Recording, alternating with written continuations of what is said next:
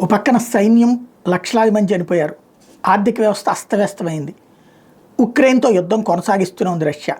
అదే సందర్భంలో తన వ్యాపార సామ్రాజ్యం భవిష్యత్తులో మరింత విస్తరించుకోవడం కోసం రకరకాల ప్రయత్నాలు చేస్తుంది. అందులో న్యూక్లియర్ పవర్ ప్లాంట్స్ అంటే అణు ఆధారిత విద్యుత్ ఉత్పత్తి కేంద్రాల వ్యవస్థలో నెంబర్ 1 రష్యా.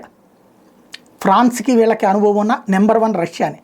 అతి తక్కువ ఖర్చుతో ప్లాంట్ పెట్టి, అప్పిచ్చి మరి ప్లాంట్ పెట్టి, అతి తక్కువ రేటుకే కరెంట్ ఇచ్చి, అది ఏళ్ల తరబడి ఒక స్థిర ఆదాయాన్ని సమకూర్చుకుంటుంది.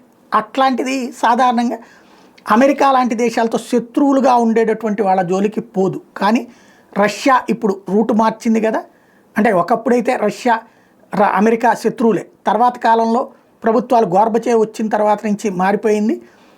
తర్వాత వచ్చిన పాలకులు లేదు. పుతిన్ వచ్చిన దగ్గర నుంచి అమెరికాని దెబ్బకొట్టేటటువంటి ఎత్తుగడలో భాగంగానే అమెరికా చివరికి ఉక్రెయిన్ అడ్డుపెట్టి రష్యాని దెబ్బకొడితే అయినా రష్యా ముందుకే వెళ్తోంది, పుతిన్ ముందుకే వెళ్తున్నాడు. తాజాగా ఏదైతే వియత్నాం ఒకప్పుడు అమెరికాను ఓడించినటువంటి దేశం, అల్లల్లాడించినటువంటి దేశం, చిన్న దేశం, ఆ వియత్నాంకి తాజాగా న్యూక్లియర్ పవర్ ప్లాంట్ ఏర్పాటుకి రష్యా ముందుకొచ్చింది.